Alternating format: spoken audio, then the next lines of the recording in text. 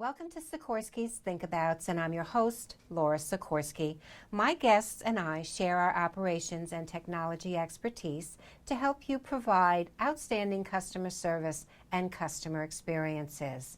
Today our guest is me, and I thought it might be fun and very interesting for all of you out there to talk a little bit about what does a training program involve. I have developed programs for my clients over the years, and there are a couple of points and pointers I think I'd like to share with you. Probably the most important is people generally remember only about 10% of what they read. So if you think putting a new trainee in a room and giving them a manual to read is not going to cut it, they will not absorb it. 50% of what they hear and see. So that means you have to have a really good trainer in the room and then have different types of things for the trainees to do during that session.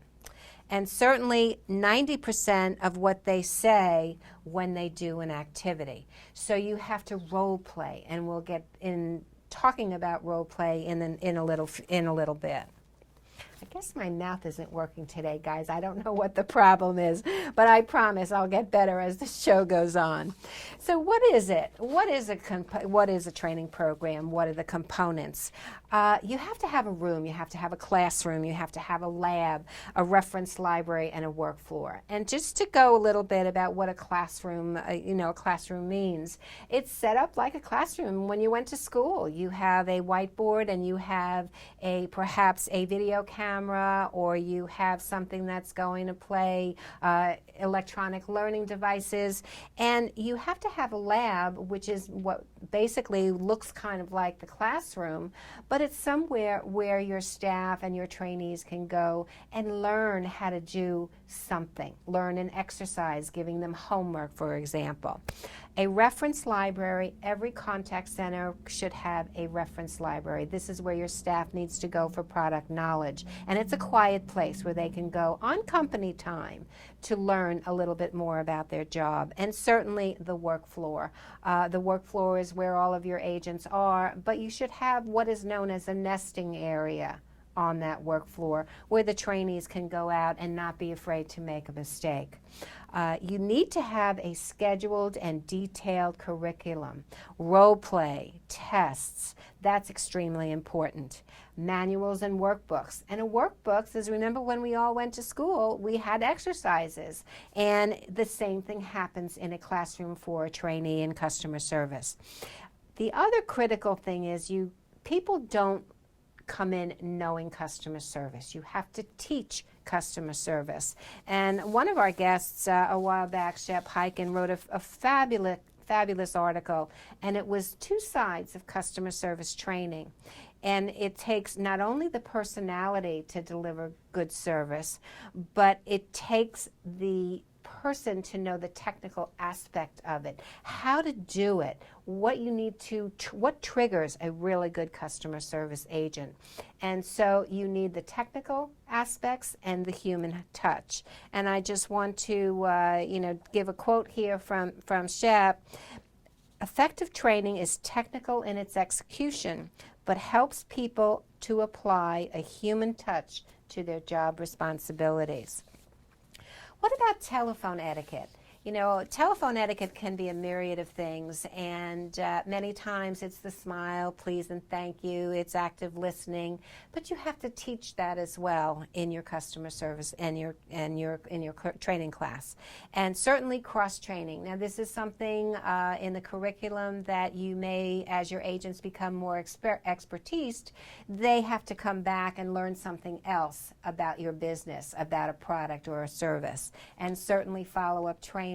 I can tell you this, that after 6 months, a trainee just kind of goes in that bell curve and just kind of forgets everything that they learned. And that's unfortunate, but it's the reality of training. What is your budget for training? How much do you invest? Do not cut costs, and you need to think about what really is involved in training. You have real estate. You have a portion of your work floor. You have your rooms. You have furniture and equipment, and you have your work floor again. Printed materials. How much does it cost you to make those manuals with index tabs? The salaries of all those trainers, of all the quality assurance analysts that are going to be involved in that trainee's hire. And don't forget that OJT. A lot of people think, oh, you shouldn't do OJT. Well, certainly OJT, on-the-job training. The importance of that is the trainee gets to see what it's like in the real world, what it's like to listen to a customer who wants to buy something or who is unfortunately perhaps complaining about something. And know that there is going to be a substantial ROI with well-trained staff. Your trainer. Many times, trainers just don't drop in. It takes a certain skill and ability of that trainer. They need to, of course, have knowledge of all the subjects. So usually a trainer comes from within an organization. It could have been a quality analyst. It can be a supervisor. But it does take a certain skill. And, sometimes you may have to train your employee to be a trainer. It's not natural for all of us to be an educator. And the trainer has to have analytical skills. They need to be able to assist a trainee when they may be asking a question or understanding what it is that they're not getting, what they're not understanding in the class. And I have seen training classes go from 2 weeks to 12 weeks. One of my clients, an automobile firm, they wanted their agents trained from soup to nuts throughout and from the very beginning. And they certainly would go on the floor and listen to the type of calls. But it was quite an amazing feat to have, your trainers go training for 12 weeks. The personality of your trainer is extremely important. They have to be creative, motivated. They have to have patience. We all know that we don't like when people don't understand what we're saying. And so they have to be persuasive as well. They have to have high energy, and they also have to have a sense of humor. And with that, we are going to come back, and we're going to talk about your trainer and your presentation skills.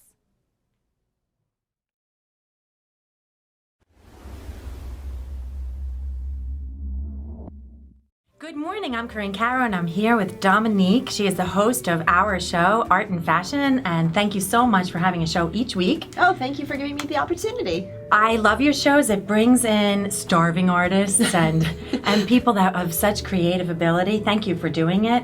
What do you do when you look for a host? I know a lot of creative people. I know people in all walks of art and fashion. So I just look for people who have done things that are different, who have found their own little path and are working on something really creative and really special. I feel like you're creative in yourself. Tell us a little bit about your clothing store. I have a vintage clothing store, Paper Doll Vintage Boutique. We specialize in clothes from the 20s through the 70s, 80s. And then we also have mid-century reproductions of like pinup style clothing of like the 40s and 50s. So it's also unique, one-of-a-kind clothing. I love it. That's your creative. If you'd like to be on Dominique's show, please contact us at the Daily Blue, 631-761-9223.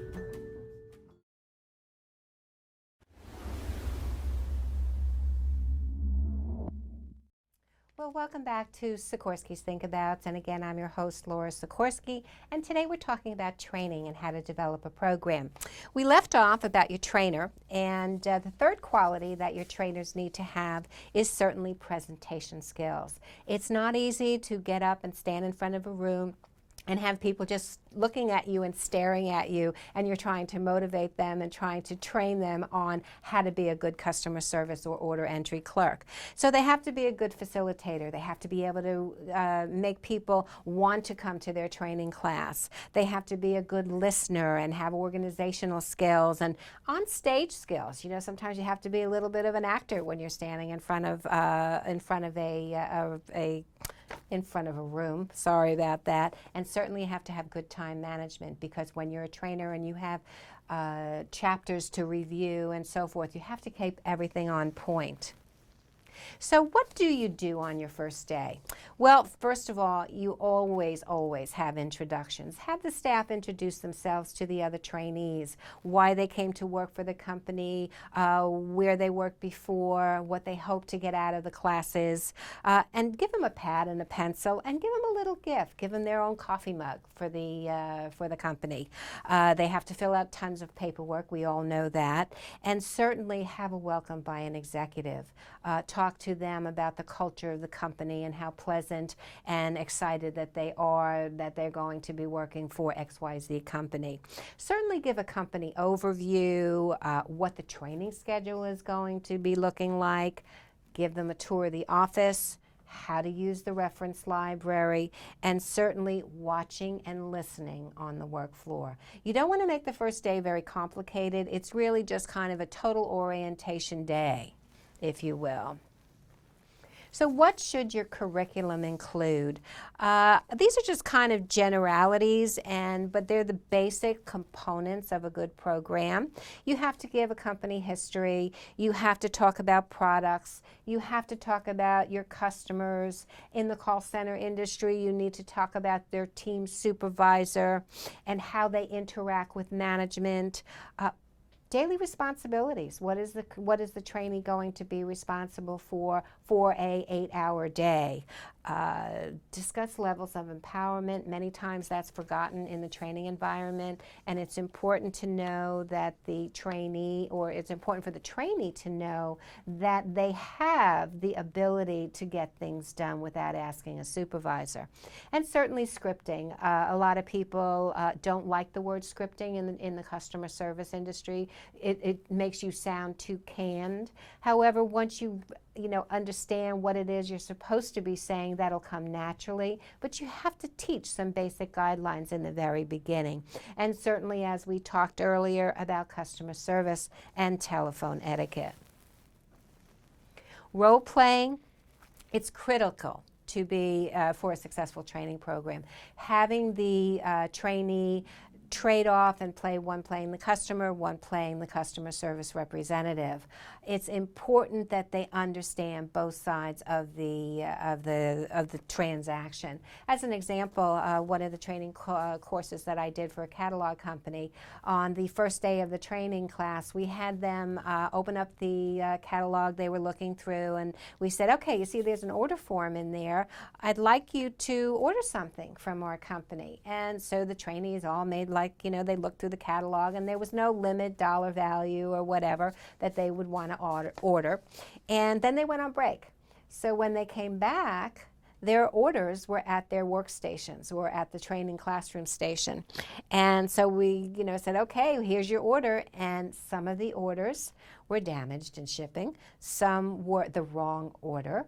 Some didn't have components of what they ordered. And the very simple question was to the trainee, now how did you feel about that? And of course, a light bulb went off, and they knew the importance of their job and why people get angry. It should also be based on the real interactions, not phony interactions for your role play.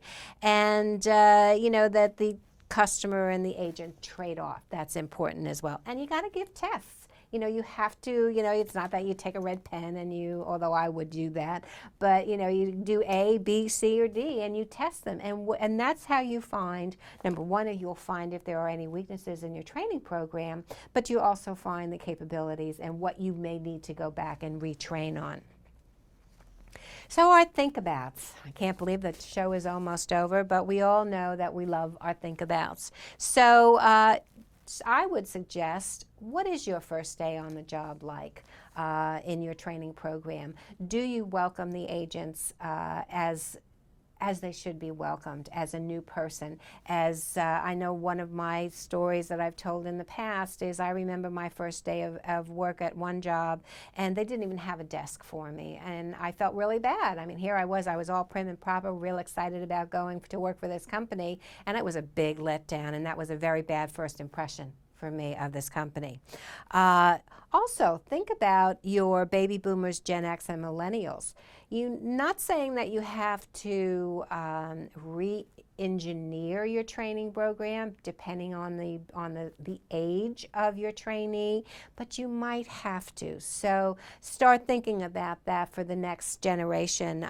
Baby boomers are coming back to the workforce. They need the income.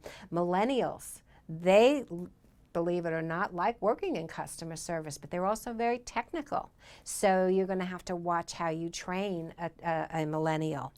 Follow up. You need to follow up and make sure that it could be a classroom or it could be a one-on-one. A lot of times in the training environment, because you're getting ready for a big season and you're just like rolling these trainees out on the work floor and they're not having time in that nesting area to ask questions or to be monitored correctly. So it's important for that follow-up. It's important for those strengths and weaknesses for you to discuss with the trainees. And certainly your product knowledge. I mean, we all know the importance of a reference library. Product knowledge, you want that agent to feel comfortable on the phone or comfortable using chat or comfortable using email. And you need to have continuous training. Just don't let them go out on the work floor and that's it. You have to train them and polish train. So with that, I just want to thank you all for clicking in. But I would like to just remind you to reach me. You can reach me on Twitter at Laura Sikorski, or you can reach me via my cell at 631-624-6650. And certainly we always want to thank Corinne Murphy-Caro, founder and CEO of the Daily Blue and Blue Chip Marketing, and of course our great videographer Mike. And you can reach them at 631-761-9223. And with that, thank you so much for clicking in and have a perfect rest of the day.